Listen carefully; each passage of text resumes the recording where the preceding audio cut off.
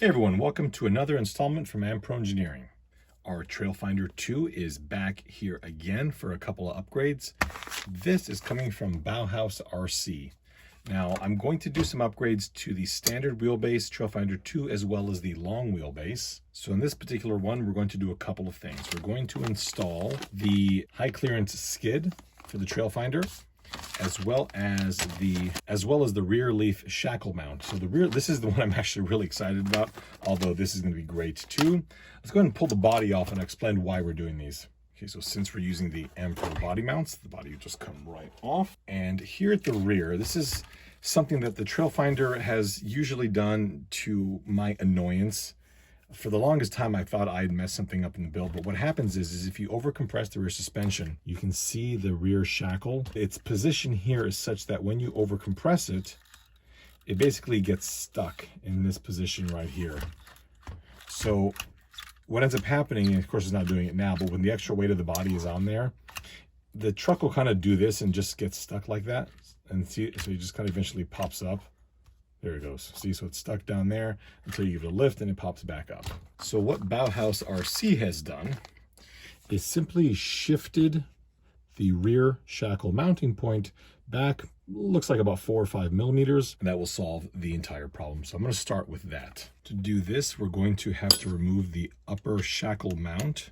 It appears to be a 2.5 millimeter screw, and we'll secure the back with our pliers and go ahead and remove that top one right there. Our upper mount is gone. I believe this is a 2 millimeter.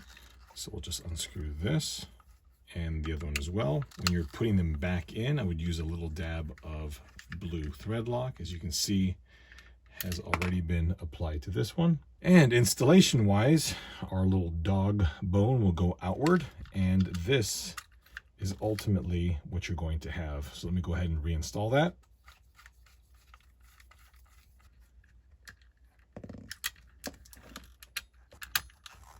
So I've discovered a little snag. The Ampro fuel cell here has a little cutout for the stock position on the upper hanger for the nut. And because now it's moved back, the lock nut's a lot harder to get in there. So all future iterations of the Ampro fuel tank will have this notch enlarged, but if you do have the Ampro fuel tank installed, it will still fit. I found that if you install the upper shackle mount first and then the BowHouse bracket, it goes in pretty well.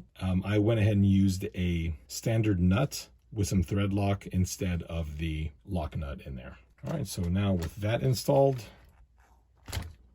no more rear suspension getting stuck. Moving on to the transfer case mount. I believe, yes, the transfer case is slightly rotated higher. I don't foresee an issue. I was concerned that because a lot of my trucks have interiors, that rotating this up more would cause an interference issue. I don't see that being a problem. What I do see being a problem is that I have to remove this, and in order to remove this, I have to remove a lot of stuff that I've put in here for the Ampro body mounts. So let's go ahead and pull off this upper plate. So due to some clearance issues with the Ampro body mount and the transfer case, I'm going to remove the transfer case first, or at least just get it out of the way. There we go. Okay, so once these two are removed, the transfer case is a lot, no, I have to pull it out. So I'm going to remove the drive shafts while we're here. The transfer case can be pulled out of the way now, and I have lots of room at this point to access all the bits that I need to in here. So this point here, we can compare side by side. I think it goes like that, yeah. Side by side, how much higher the BowHouse RC one is. You're looking at about 10 millimeters. It accomplishes this by simply clocking the transfer case slightly higher, so it sits more horizontal. Now, due to the installation of the Ampro body mounts, I'm going to install this first without the transfer case, and then kind of reassemble the vast majority of the car, at which point the transfer case can come back in. It is really important to note that on the original, all of these holes are threaded, whereas on the BowHouse RC one, this is 3D printed plastic, so they're not going to be threaded. You are going to have to retain this using a nut. All right, so now that the skid plate is installed, I do want to install the transfer case. I'm going to leave the drive shafts off because I'm actually going to change those in the next video. So we'll just pretend that they exist. Now it is time to reinstall the transfer case. So I guess we can just drop this right back in here. Slot the extension shaft back in, probably spin it around until something lines up with something else, and then screw it all down. Don't forget to use a bit of thread lock as well, so that's going to go right there. Nicely lined up. Reseat that, just like that. These two screws, well, they line up perfectly. Always good to see. Okay, so one. Again, this is going to be 3D printed plastic. You don't need to torque the living heck out of it. In fact, you should probably put thread lock on it like I didn't do on the last screw. Just a dab. You don't need to go insane. Again, the thread lock is simply there so that it doesn't back out. It also means that you don't have to torque it down too much and risk damaging the threads on the aluminum case.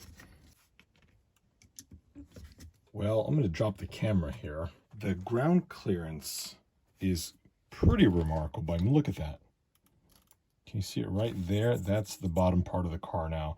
I perhaps, in hindsight, should have taken a video of that before, but obviously it was about 10 millimeters lower. Those of you that do have an interior or something up here, you know, again, it is really not intruding much in here, perhaps about 3 millimeters, perhaps even less. So you're probably not going to have any clearance issues internally with an interior unless you've got something extreme installed there that clearances. Perhaps you don't have this plate or something in there, but for the vast majority of you out there, this should be a really easy installation. So that's it. I mean, other than the modification that I had to do here on the Ampro fuel tank, this was a completely straightforward installation, and I cannot wait to take this on the trails. Thank you all so much for watching. Links to all these things are in the description. If you have any questions, I'll do my best to answer anything, and we'll see you next time.